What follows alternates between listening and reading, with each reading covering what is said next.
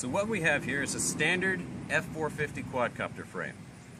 This is the retrax plate that you'll receive that you'll clip the landing gear into. This is how to install it onto your quadcopter. So obviously the first thing you're going to do is remove the 8 screws that are on the bottom plate.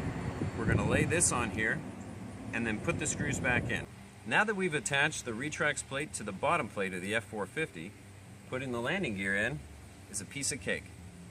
Using the clip in and out system, all we do is simply clip the landing gear in, just like that, and we are ready to rock and roll.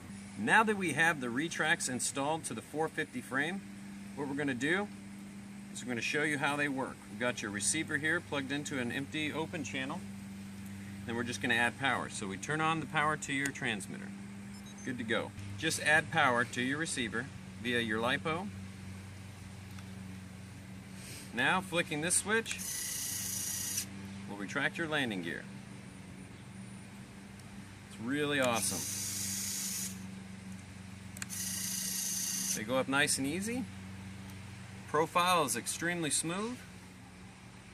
And when you're flying this with the landing gear up, it behaves a lot more like a plane. While your landing gear is down, it'll seem a lot more like a quadcopter. But like I say, either way, you'll have the ultimate advantage when it comes to using a 3-axis gimbal or just looking really cool in the sky with your friends while you're flying.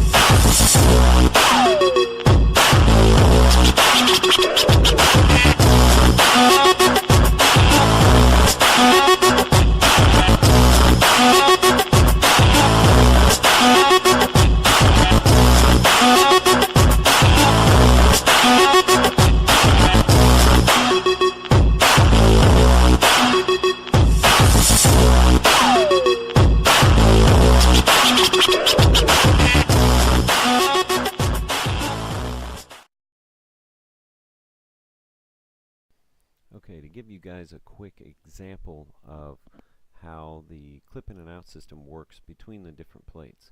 So you have a 450 frame and you need some landing gear, and your 550 is already set up ready to go. All you're going to need to do is just simply take the landing gear out of your other frame and then clip it into this one. So to show you how that works, there's a spot back here where you're going to put your finger and you can just pull the little tab. Will come right out.